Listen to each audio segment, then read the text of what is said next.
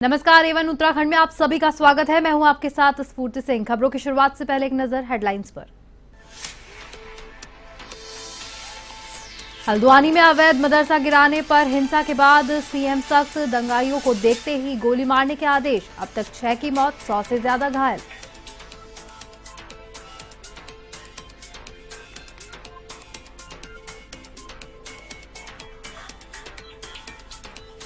कांग्रेस की उत्तराखंड प्रभारी कुमारी शैलजा 2 दिवसीय दौरे पर। लोकसभा चुनाव की तैयारियों को लेकर करेंगी बैठक। अलग अलग बैठकों में बनाएगी चुनावी रणनीति।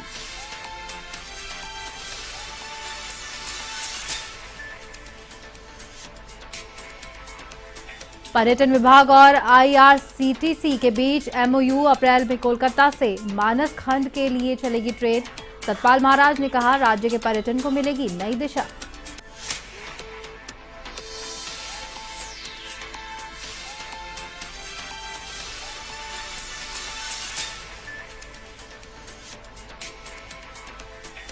भारतीय संस्कृति में मौनी अमावस्या का बड़ा महत्व। श्रद्धालुओं ने गंगा में लगाई आस्था की डुबकी, कर रहे हैं दान पुण्य।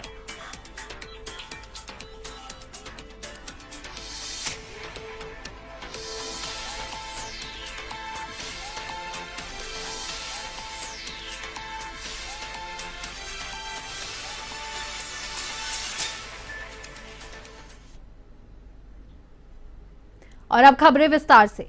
मुख्यमंत्री पुष्कर सिंह धामी ने हल्द्वानी के बनभूलपुरा क्षेत्र में शांति और कानून व्यवस्था सुनिश्चित करने के लिए एडीजी कानून और व्यवस्था एपी अंशुमन को प्रभावी क्षेत्र के कैंप करने के निर्देश दिए हैं। साथ ही उन्होंने दंगाइयों को देखते ही गोली मारने के आदेश दिए। उन्होंने अवैध निर्माण को हटाए जाने के दौरान पुलिस और प्रशासन के अधिकारियों और कार्मिकों पर हुए हमले और क्षेत्र में अशांति फैलाने की घटना को सख्ती से लेते हुए अराजक तत्वों को विरुद्ध सख्त कार्रवाई करने के आदेश दिए हैं। मुख्यमंत्री आवास में उच्च स्तरीय बैठक में मुख्यमंत्री ने उच्च अधिकारियों को निर्देश दिए, जिलाधिकारी नैनीताल से निरंतर समन्वय बनाकर रखे। उन्होंने एडीजी कानून व्यवस्था और जिलाधिकारी नैनीताल को घटना के दोषियों के विरुद्ध सख्त से सख्त कार्रवाई करने के लिए निर्देश दिए हैं। क्षेत्र में शांति व्यवस्था सुनिश्चित करने के लिए कहा है और उन्होंने ये भी कहा है कि आगजनी और पथराव करने वाले एक एक दंगाई की पहचान कर उन पर कार्रवाई की जाए।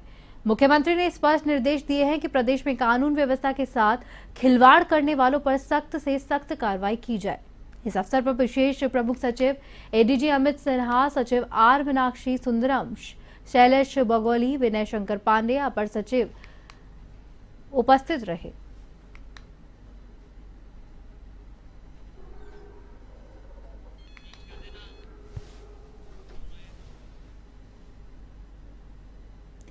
धामी सरकार दंगाइयों के खिलाफ सख्त से सख्त दिखाई दे रही है, जहां पर अलग अलग निर्देश दिए गए हैं पुष्कर सिंह धामी द्वारा।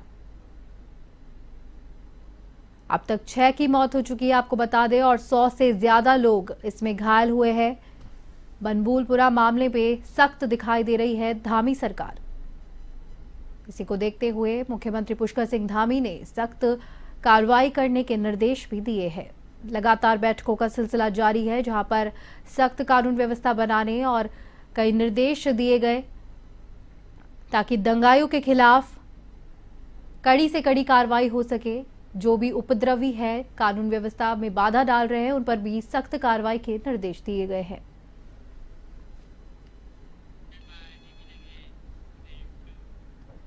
हल्द्वानी के बनभूलपुरा क्षेत्र में हुई हिंसा के बाद उत्तराखंड को हाई अलर्ट पर रखा गया है, तो वहीं मामले में मुख्यमंत्री पुष्कर सिंह धामी ने दंगाइयों से सख्ती से निपटने के निर्देश दिए हैं।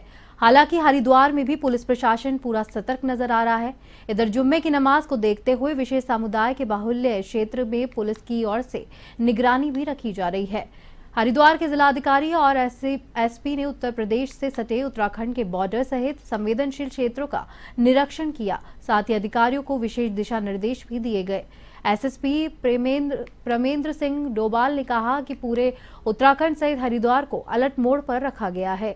किसी भी प्रकार की कोई भी अप्रिय घटना हो, जिसके लिए सभी पुलिस अधिकारियों को निर्देशित किया गया है। सुरक्षा की दृष्टि को देखते हुए अतिरिक्त पुलिस बल मांगा गया है। साथ ही कई संवेदनशील क्षेत्रों में भारी संख्या में पुलिस बल तैनात किया गया, तो वहीं ड्रोन कैमरे से भी निगरानी की जा रही है।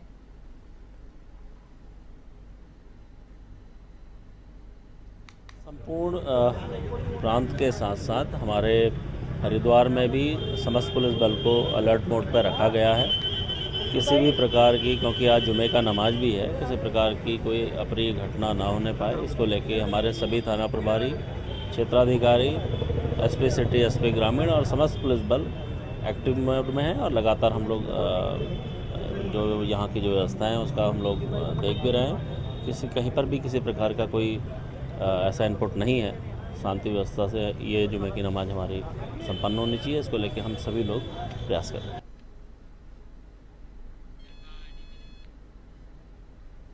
हल्द्वानी की घटना पर उत्तराखंड पुलिस के प्रवक्ता आईजी नीलेश आनंद भरने ने कहा कि घटना की जांच हो रही है, पुलिस तत्परता के साथ में काम कर रही है और इसी का परिणाम है कि घटना ज्यादा देर तक नहीं चली। पूरी घटना में 2 लोगों की मृत्यु हुई है और 50 से ज्यादा लोग घायल हुए हैं। इसके अतिरिक्त घटना के बाद क्षेत्र में इंटरनेट सेवा बंद है और पुलिस ने क्षेत्र में सुरक्षा भी बढ़ा दी है। इंटेलिजेंस का फेलियर अभी नहीं कहा जा सकता, अभी उसकी जांच होना बाकी है। जो है वो 30 तारीख से ही पुलिस ने जो है इस की होमवर्क उसमें किया हुआ है। 30 तारीख से इसमें बैठकें की गई है, फ्लैग मार्च किया गया है, नोटिस दी गई है। पुलिस को जो है ये पूरी जानकारी है कि जो संवेदनशील क्षेत्र है और पूर्व में भी जो है इस तरह से यहाँ अतिक्रमण हटाया गया है। कई बार पूर्व में इस तरह से यहाँ समस्याएं उत्पन्न हुई है।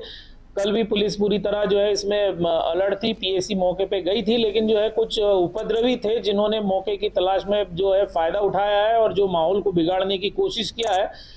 तो ऐसे उपद्रवियों को जो है अराजक तत्वों को बख्शा नहीं जाएगा और उनके खिलाफ सख्त से सख्त धाराओं में जो है यूएपी की जो है धारा।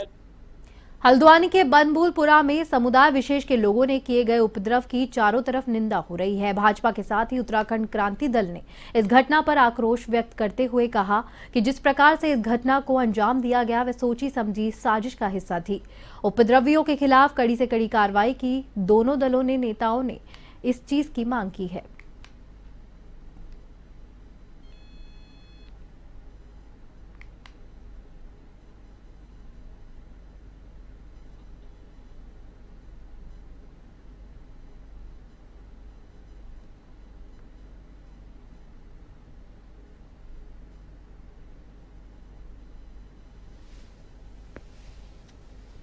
भूमि में इस प्रकार के ये दुष्कार्य करने वालों पे सख्ती से होना चाहिए और ये हम इसीलिए भू कानून मूल निवास की मांग को समर्थन कर रहे हैं, क्योंकि जो बाहरी लोग नज़दीकी जो यहाँ पे घुस चुके हैं और जो डेमोग्राफी यहाँ उत्तराखंड की चेंज हो रही है, इस वजह से इस तरीके से दंगे और भविष्य में और भी जगह कर सकते हैं। इसलिए इस पर जो भी कार्रवाई हो बहुत सख्ती से, और इसके लिए सख्त कदम उठाया है सरकार ने और मैं स्वागत योग्य कदम उठाया है। और निश्चित रूप से जिन लोगों ने वारदात की है, फोर्स पर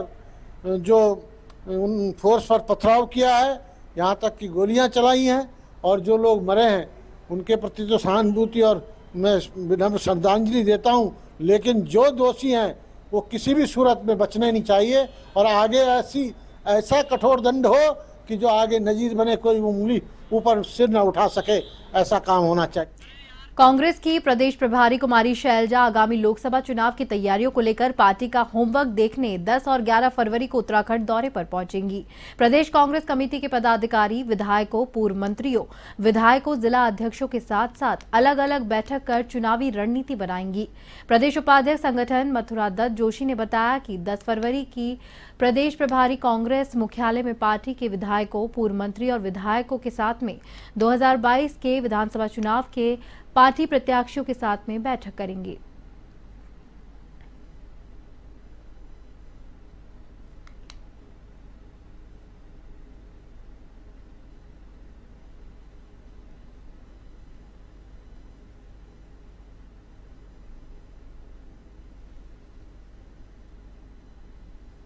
प्रदेश कांग्रेस कमेटी की प्रभारी आदरणीय शैलजा जी 10 और 11 तारीख को यहाँ रहेंगी।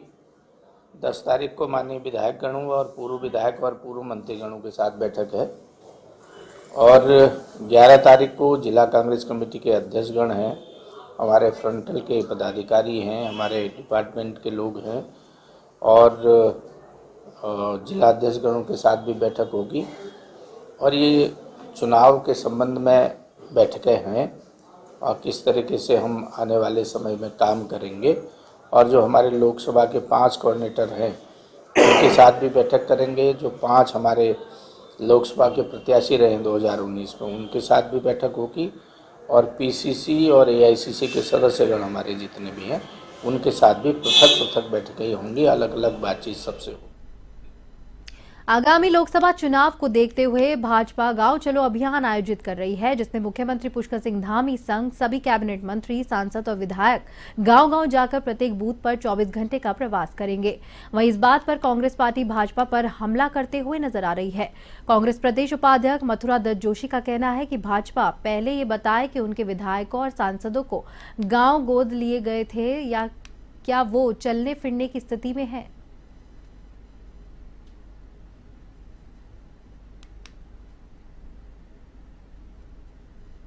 भारतीय जनता पार्टी ये तो बताए जो गांव गोद लिए गए थे सांसदों ने और इनके विधायकों ने, वो गांव के चलने फिरने लग गए हैं।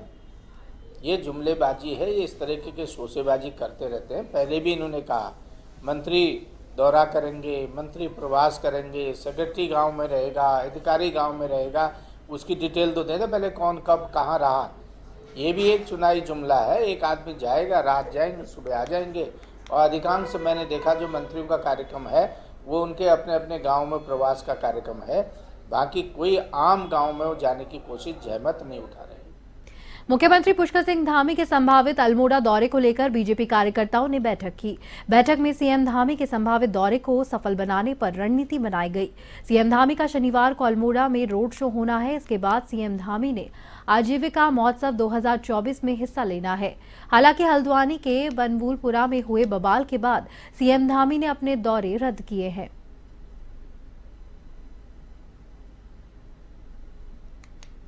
सीएम साहब का कार्यक्रम, दीदी भूली कार्यक्रम पूरे प्रदेश के अंदर अभी हाल में ही कपकोट में हुआ था, पिथौरागढ़ में हुआ था, इधर पौड़ी में हुआ था। उनका कार्यक्रम विशेष रूप से अपनी बहनों के साथ आप भी हाथ बढ़ाएं और प्रदेश को कैसे हम विकसित प्रदेश के रूप में अपने उत्तराखंड को ला सकते हैं, ये उनका कार्यक्रम है। और जो उनका संबोधन हम सब लोगों को मिलेगा उन बहन अल्मोड़ा में बाजार भ्रमण का कार्यक्रम है। पहले ऐसे यशस्वी मुख्यमंत्री हैं धामी जी जो पूरे बाजार के अंदर भ्रमण करके जनता से मिले। जनपद उधम सिंह नगर के खतीमा में माताओं के उत्तराखंड भोजन माता कामगार यूनियन की जिला अध्यक्ष रेखा राणा के नेतृत्व में बीआरसी पहुंचकर अपनी विभिन्न मांगों को लेकर नारेबाजी की और उपखंड शिक्षा अधिकारी के माध्यम से उत्तराखंड मुख्यमंत्री को ज्ञापन प्रेषित किया। सरकार की घोषणाओं के मुताबिक 500 रुपये प्रति माह मानदेय देने, भोजन माताओं को हटाने के बजाय अयंत्र समायोजित करने, नियुक्ति पत्र जारी करने, दुर्घटना और स्वास्थ्य बीमा और भविष्य निधि योजना का लाभ देने, सेवानिवृत्त होने पर सम्मानित राशि से प्रोत्साहन करने, 12 माह का मानदेय देने और प्रधानमंत्री पोषण योजना को सुप्रीम कोर्ट के नियमानुसार संचालित करने आदि मांगों को लेकर भोजन माताएं काफी लंबे समय से संघर्ष कर रही है। भोजन माताओं का कहना है कि लगभग 20 वर्षों से प्रधानमंत्री पोषण योजना के तहत बाल सेवा कर रही है, लेकिन सरकार उनकी मांगों को अनदेखा कर रही है। वहीं उन्होंने चेतावनी दी है कि यदि मांगें जल्द पूरी नहीं हुई तो विद्यालय पोषण कक्ष में 16 फरवरी से तालाबंदी करके आंदोलन के लिए बाध्य होंगे। भोजन माताओं को नियुक्ति पत्र दिया जाए। भोजन माताएं जब लगती हैं तो उनका कोई नियुक्ति पत्र नहीं है और उनको ये कहकर हटा दिया जाता है कि भोजन माताएं जिनके बच्चे नहीं पढ़ रहे हैं तो भोजन माताएं हट जाएंगी। लेकिन भोजन माताओं के बच्चे पढ़ के जब नियुक्ति हुई थी तो भोजन माताओं के उनकी बच्चों की माताएं ही नियुक्ति की गई थी। अब आज वो पढ़ के निकल गए हैं। आज तो हमें कम से कम 2003 से लगे हुए हैं, तो आज हमें बहुत साल हो गए, 20 साल हो गया है। और 20 साल में आज जब 3000 रुपये हुए हैं तो आज ये सरकार हमारी मांगों के बजाय सुनने के बजाय हमसे ये जियो लागू कर नोटिस जारी कर रही है कि जिन भोजन माताओं के बच्चे नहीं पढ़ रहे हैं उनको तत्काल हटा दिया जाए, तत्काल कार्रवाई शुरू। जो हमारे छात्र संख्या के मानक है उसके अनुसार जब छात्र संख्या कम होती है तो भोजन माताओं को कार्य से पृथक किया जाता है। तो ये इनका कहना है कि पृथक नहीं किया जाए, समायोजित किया जाए और सेवानिवृत्त होने पर सम्मानित राशि से प्रोत्साहित किया जाए, ये भी है, और 12 महीने का मानदेय दिया जाए। उत्तराखंड के सतपुली बाजार में बहुजन समाज पार्टी की बैठक में आगामी लोकसभा चुनाव की तैयारियों को लेकर रूपरेखा तैयार की गई। इस मौके पर बहुजन समाज पार्टी के कार्यकर्ताओं ने आगामी लोकसभा चुनाव फतेह करने के लिए प्रत्याशियों के नाम का चयन किया। पार्टी के जिला अध्यक्ष रमेश चंद्र भदौड़िया ने जानकारी देते हुए बताया कि आगामी लोकसभा चुनाव को लेकर जिला संयोजक सोनू कुमार का नाम आला कमान को भेजा गया है। यदि पार्टी उन पर भरोसा जताती है तो सोनू गढ़वाल लोकसभा संसदीय सीट से बहुजन समाज पार्टी के प्रत्याशी होंगे। इस मौके पर पार्टी के विधानसभा यमकेश्वर अध्यक्ष सुनील कुमार, चौबट्टाखाल विधानसभा क्षेत्र के उपाध्यक्ष गिरीश चंद्र और जनार्दन प्रसाद आदि मौजूद रहे।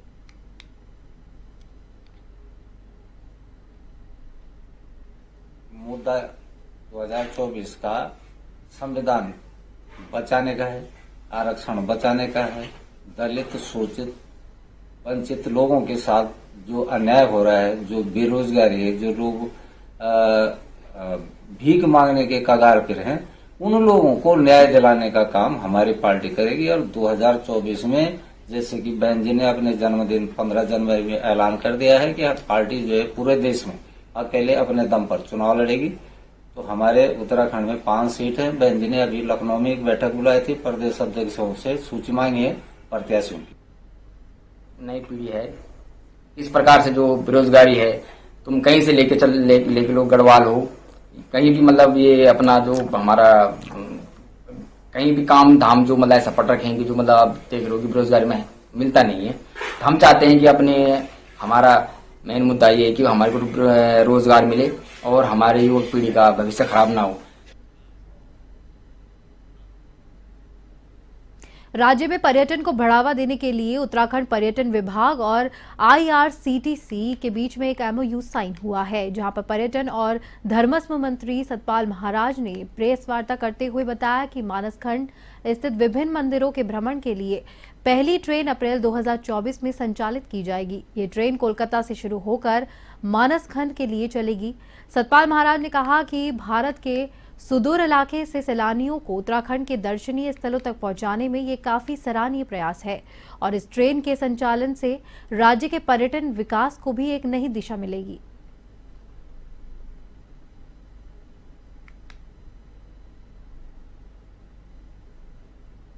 पर्यटन को बढ़ावा देने के लिए पर्यटन विभाग की एक नई पहल है। उत्तराखंड पर्यटन विकास परिषद एवं Indian railways catering and tourism corporation limited IRCTC के बीच मानसखंड मंदिरों तथा अन्य स्थलों के प्रचार प्रसार हेतु स्पेशल ट्रेन, टूरिस्ट ट्रेन मानस एक्सप्रेस संचालित किए जाने पर आज एक MOU साइन हुआ है। मुझे बड़ी प्रसन्नता हो रही है कि इस स्पेशल टूरिस्ट ट्रेन से जो मानसखंड एक्सप्रेस कहलाएगी, इससे यात्री हमारे मानसखंड के अंदर यात्रा कर सकेंगे। मानसखंड स्थित विभिन्न मंदिरों में भ्रमण हेतु पहली ट्रेन अप्रैल 2024 में कोलकाता से चलाई जाएगी। ऋषिकेश कोतवाली पुलिस ने रेलवे रोड स्थित सिंचाई विभाग की कॉलोनी से हुई चोरी का खुलासा किया।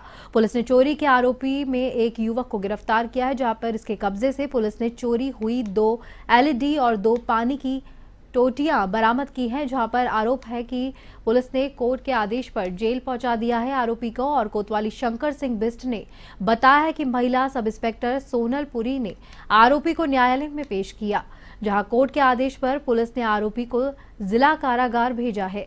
आरोपी की पहचान रमन निवासी नई जाटव बस्ती ऋषिकेश के रूप में हुई है। आरोपी के आपराधिक इतिहास की जानकारी भी पुलिस कर रही है।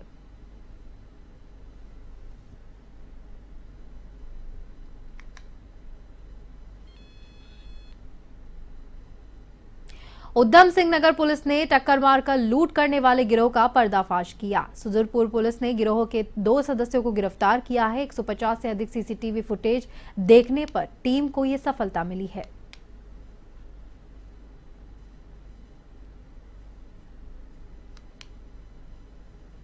ये सब्जी मंडी रुद्रपुर के पास एक बहुत ही अजीबोगरीब तरीके से इनके साथ एक लूट की घटना को अंजाम दिया गया था। तो ये जो एक पूरा गैंग था 4 लोगों का, इनके द्वारा पहले इनको एक व्यक्ति ने टक्कर मारा साइकिल से, और फिर जब टक्कर मारने की वजह से इनका ध्यान भटक गया था, उसी टाइम पे उनकी जेब से जो है पैसे चुराए गए थे। और जो 2 अभियुक्त थे बाकी, उन्होंने जो है झूठ मूठ का इनसे मतलब टक्कर मारने वाले को एक झूठ मूठ का मतलब बहाना बनाया, झूठ मूठ का एक नाटक किया कि उसको मतलब धमकाने का, और कि क्यों टक्कर मारा करके ऐसे धमकाने का इन्होंने नाटक किया। तो एक बहुत ही अजीबोगरीब तरीके से लूट करने का ये घटना था। इसमें जो है हमने तुरंत इसका संज्ञान लेते हुए गंभीर धाराओं में 392 में लूट की धारा में इसको।